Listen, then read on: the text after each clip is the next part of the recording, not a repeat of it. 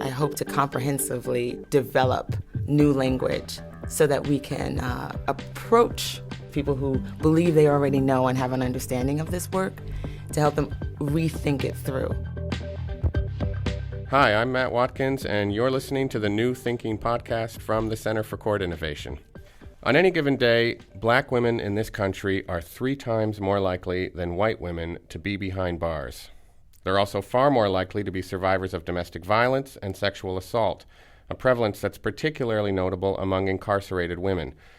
It's because of statistics like these that the Center is helping to create Project SAFE.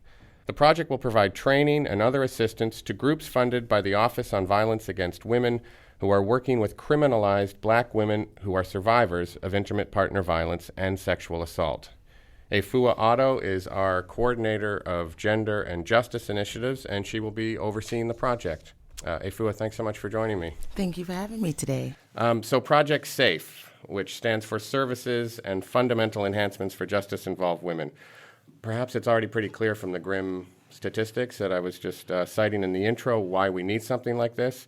But what kinds of services are people in this population receiving right now, and how well are those services tailored to their specific needs? A big question, I realize. Great question, actually, and the impetus for why we actually do this work, because there are very limited services available to women who are both within the system, behind bars, and then upon reentry. Project SAFE will provide an opportunity for us to collect information to find out what programming is available, how individuals who are providing direct services, engaging individuals at the legal stakeholder level, what they have been trained on and how they perceive the experiences of black women that have been criminalized and are also victims of a sequence of traumatic experiences. Are there specific impediments to this population accessing the kinds of services they need? Oh, many. We're talking about a population for which there is very little context, very little frame. Kimberly Crenshaw, a civil rights activist out of UCLA, often talks about the intersections of black women's experiences: race, gender, class, sexuality, and then other isms that they may be inappropriately perceived by. The experiences, however, of people who are black who happen to be women and women who happen to be black oftentimes are separated out. And so it can be quite difficult to navigate the experiences of these individuals and what is important to their reentry, to even their experiences upon direct initial engagement with law enforcement, or their direct initial engagement with an intimate partner who observes their positioning as less than, of less value than that of a man or that of a woman who is not black or who is of a lighter complexion, for instance. And so what concretely is Project SAFE going to do to help some of the programs that are working with survivors of domestic violence and sexual assault?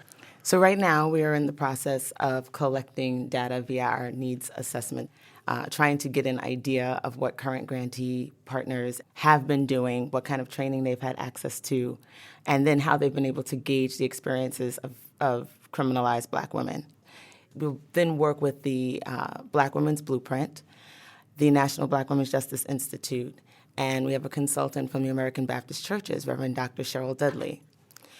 Not that all of these grantee partners will be able to comprehensively approach every single issue impacting criminalized black women, but will provide a lens onto some of the more pressing factors. Black Women's Blueprint has done extensive work over the last 15, 20 years enmeshing themselves in the experiences of recovering from sexual assault and domestic violence. They provide group counseling and individual counseling, but also healing practices and approaches that harken back to African and Caribbean heritage and cultures so that women have an opportunity to utilize their own cultural relevance in recovering from traumatic experiences. The National Black Women's Justice Institute takes a different approach and actually works directly with minors, young girls, charting the sequence of experiences, the pipelines to sex abuse, the pipelines to hypercriminalization in school systems, the pipelines to disproportionate healthcare practices and health disparities.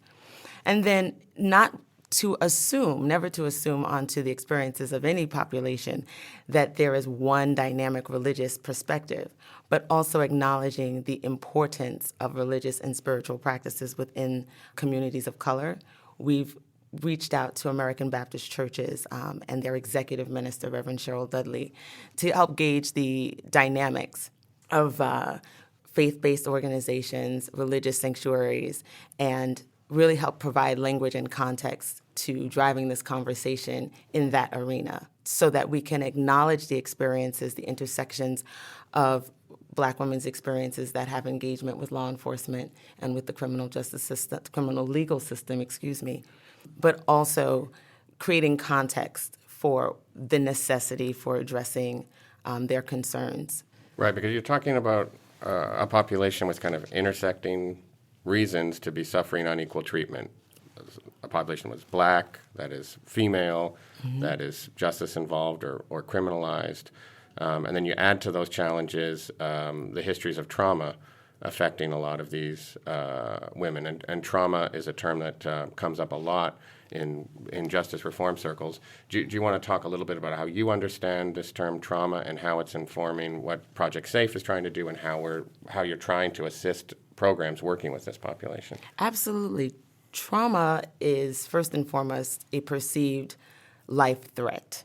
We all humans experience trauma throughout the sequences of our lives, and the ways in which trauma impacts us is relative to our experiences both in the home and then within society.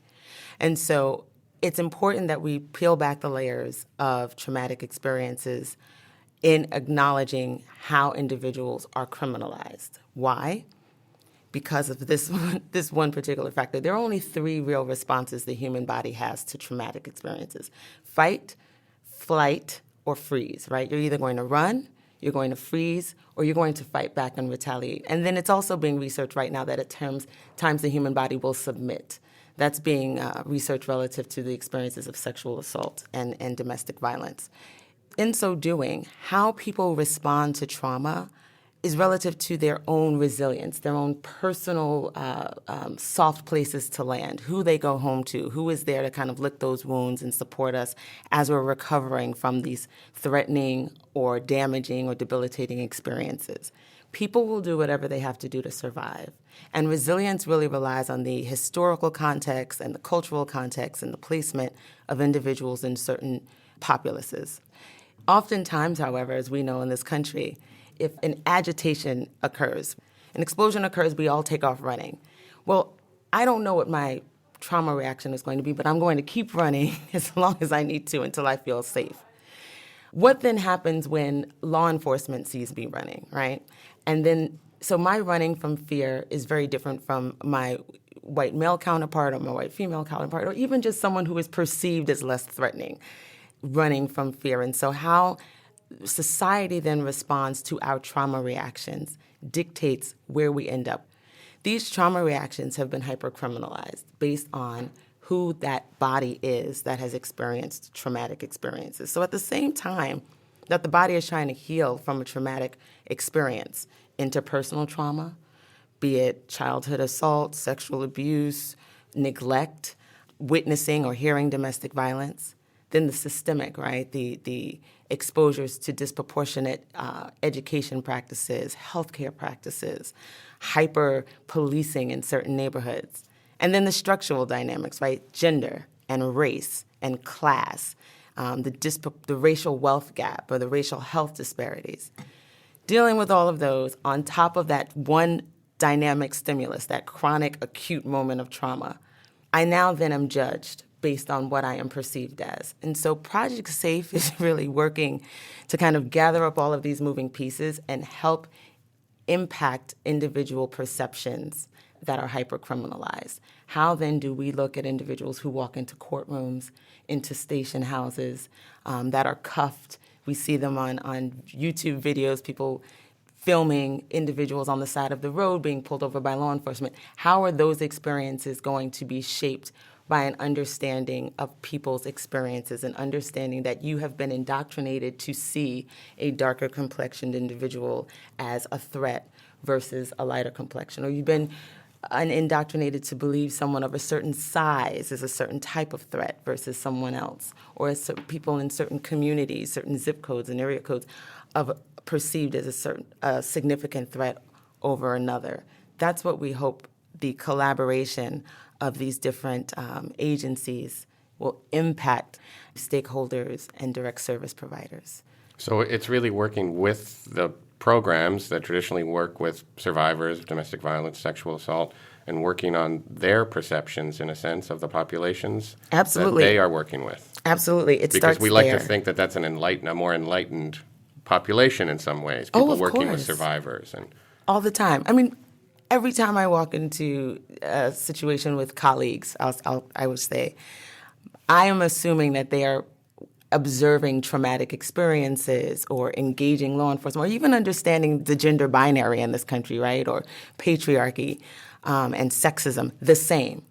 But we know from current events, everyone has a very different understanding of the value of people's lives, the value of women's lives, the value of people of color, the value of immigrants and first generations very differently.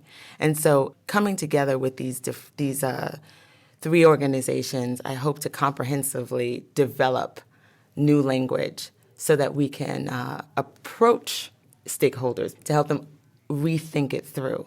You can't get lazy in the criminal legal system work because it's ever evolving and it's always moving, resting on historical practices of gender discrimination and racial discrimination. So it's important that we keep this conversation going because we as human beings, as U.S. citizens, as U.S. allies, are continually changing. The conversation around intimate partner relationships has changed drastically in the last 5 years.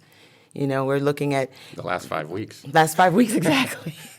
Maybe the last 5 minutes. You got to check the news and see what's going on. But we're looking at a shift in how families are formed and how communities are formed and thrive. And so it's important that we not continue to criminalize individuals based on poor practices or historical practices that are not relevant.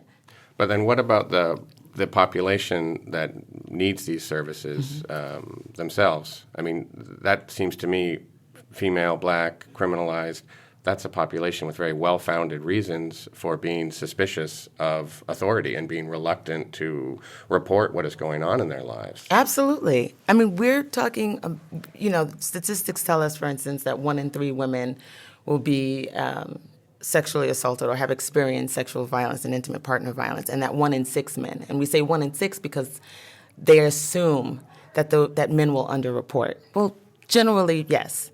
But women are also underreporting. Women of color are underreporting. Black women are underreporting because to turn on an intimate partner that shares your culture, that shares your heritage, is debasing to the entire community. So, and can potentially endanger the family and endanger the community financially, economically, spiritually. And so, it's important that we acknowledge that there are women who are fighting both to keep their families together and at times fighting to stay alive, right? That they can be victims of intimate partner violence and then also be perceived as criminals when law enforcement shows up to the home. That leaving children at home to take care of the family economically threatens the safety and the sanctity of that home. So they definitely would be skeptical, which is why it's even more important to align ourselves with agencies and organizations that represent and resemble the very women that we're trying to support. This is not to say that everyone can't jump in and provide support and ongoing help, but it is important that we galvanize the expertise and the presence, right? The importance of presence to directly impact women who need this support. And given that a major focus of this project, it sounds like, is on challenging perceptions and stereotypes, what do you see as some of the principal myths about women of color in the justice system? Well, I think what's you and I have been going back and forth and shifting the term justice, right? We've been talking about the criminal legal system and the criminal justice system, and I think that's the first myth, is that there is justice. Justice has yet to be served. There are so many women of color and white women too, our allies and colleagues and counterparts that have fallen victim to domestic violence, intimate partner violence, sexual assault, but have also fallen victim to violence at the hands of law enforcement, violence at the hands of correctional enforcement behind bars. And I think the myth is that individuals who are behind bars either because they deserve to be there without context of their trauma, without context of their histories, without context of the hyper-criminalization of certain communities, that there are individuals behind bars that have been profiled, that have fought for their lives and may have lost the battle, essentially being separated from their families and their communities and being incarcerated. I think it's also important to acknowledge that while Black Americans are 13% of the U.S. population, we make up about a quarter, not even a quarter, half of the incarceration population. And that while the numbers of women being incarcerated in prison for Black women might have dropped, it's increased for women in local jails, and that the bail bond system has indirectly impacted the ability for women to return home in a timely manner, or for cases to be dropped, or for proper review and trial to be conducted. We also are looking at a great deal of women who are being arrested while under the control and exploitation of male patriarchy. And to that, I'm talking about human trafficking. And so quite often, I have to explain that I'm talking about the charge of prostitution. Individuals arrested on charges of prostitution. But I'm talking about young women, young girls, and even in some instances, boys and men that are being sexually exploited. The myth, then, that young girls are hypersexualized, that they then entice men. Minors cannot consent to sex with an adult. And so I think that's another myth that we're breaking down, in addition to breaking down the myth that all women behind bars or all women that have been criminalized are traumatized, going back to hyper-policing and profiling and women fighting, again, to keep their lives together. Or that women who have substance issues and mental health issues and disparities themselves belong behind bars, that their criminal behavior is a result of their moral ineptitude, when in fact it's probably a rollover of the trauma impacted on certain communities, the trauma impacted and witnessed by certain areas and again, populaces throughout the country and our territories. So I think that there are many myths, and Project SAFE will no doubt break them down, but more so work towards realigning where those myths have been created. And so hopefully through Project SAFE we'll be able to impact policies that are harsh, policies that that punish, that are not relative to the crime that has been committed, and policies that don't take into consideration the intersections of the experiences of these women and their families. Well, it's incredibly important work, and I really appreciate you coming to talk to me about it today. Thank you so much. Thanks for listening. I've been speaking with Afua Addo. She is our coordinator of Gender and Justice Initiatives, and you have been listening to another edition of the New Thinking podcast from the Center for Court Innovation. You can find out more information about Project SAFE and all of our other work at our website, courtinnovation.org. Please consider giving us a review in Apple Podcasts as well. It helps new people discover the show. I'm Matt Watkins. Thanks for listening.